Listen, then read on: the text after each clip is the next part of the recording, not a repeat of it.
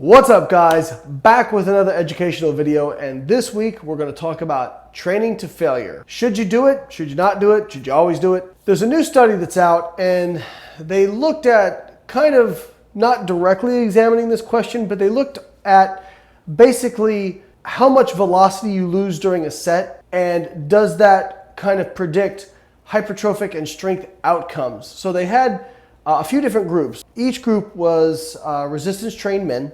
They trained for 8 weeks, and they basically did the same program. I think it was like 4 sets of squats and some other exercises. And they looked at strength, they looked at hypertrophy, they looked at some markers of recovery, those sorts of things. And the different groups were divided up into a VL0, VL10, VL20, and VL40. And what VL stood for was velocity loss. So meaning by the end of the set, how much had their bar velocity slowed down. So in the group doing VL40, that means that their velocity has slowed by 40%. So if their bar speed was, for example, on the first rep, 1 meter per second, now it's down to 0.6 meters per second. I'm just throwing out arbitrary numbers. Whereas the 20 group would have been a bar velocity loss of 20%, and then VL10, obviously 10%, and VL0, 0%. So the 0% group isn't really getting close to failure. The 10% group isn't really getting close to failure, 20 getting a little bit closer, and 40 getting a little bit closer, obviously, because you're having more slowing of bar velocity. Interestingly, the groups that were significantly better were the VL20 and VL40 groups, which we kind of expect. You have to train hard in order to get optimal outcomes of hypertrophy. The VL40 group had a more difficult time recovering from their sessions. Now, you could argue that over time, perhaps that difficulty recovering from session per session could result in worse outcomes. And I think this has been one of the drawbacks of training to failure. Training to failure, especially on big compound lifts, produces a lot of central fatigue and delays recovery. When should you use failure? When shouldn't you use failure? There's no real kind of best practice for training to failure. I actually was part of a review paper that got published, I think in the Journal of Strength and Conditioning 11 or 12 years ago on this topic. The research is kind of difficult to decipher because if you look at some studies where they train to failure, they get better outcomes than the groups that didn't train to failure, but they also did more volume and they also did more effective reps, which is a topic for another day. But if you look at some other studies where they kind of equate for volume and they equate for number of effective reps, you don't see differences between groups that train to failure and groups who don't.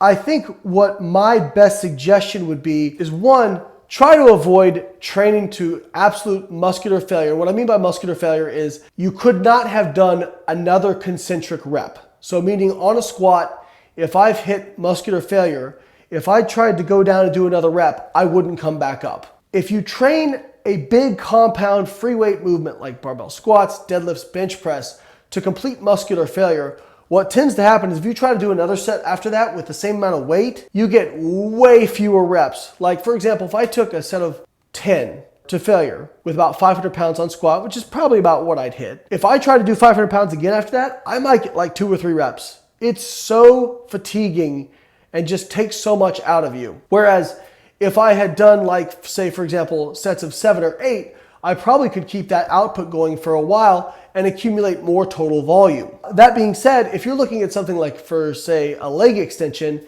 even if you took a leg extension to failure, because it's an isolation exercise, you're not having a whole lot of stabilization, it's not gonna be that centrally fatiguing.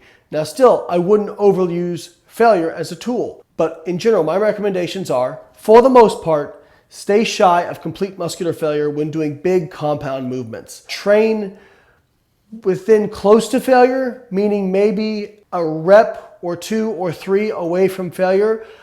In fact, I would actually recommend probably 2 or 3 reps away from failure just so you can accumulate more effective volume. Then, if you want to train to failure, I would do that on your smaller isolation lifts so you can get some of the benefits of failure, if there's extra benefits, without creating so much fatigue and a recovery deficit for the next time you train. For example, maybe if you're doing 3 sets of squats, you'll do 3 sets of 8, staying 2 or 3 reps shy of failure, then go on to your leg extension.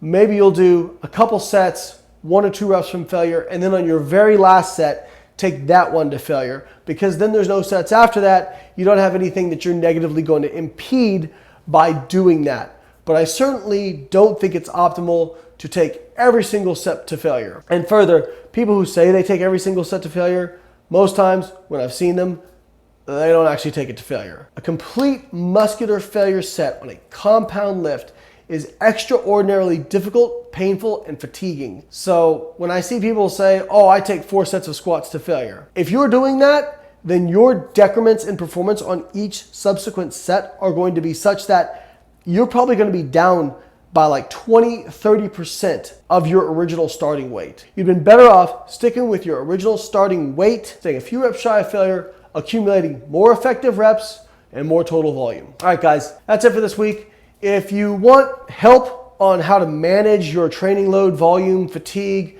training to failure, those sorts of things, you can check out our Biolayne workout builder where we manage all that for you. It's only $12.99 a month. It's got great programs, great templates in there, and you can customize all the exercises to what you have available, as well as we have video demonstrations for virtually every exercise we have in the builder. If you need a little bit more help, we do offer coaching. You can click the links in the description. Hope you guys have a great one. Make sure you like and subscribe to the channel, and I hope you all have a great week.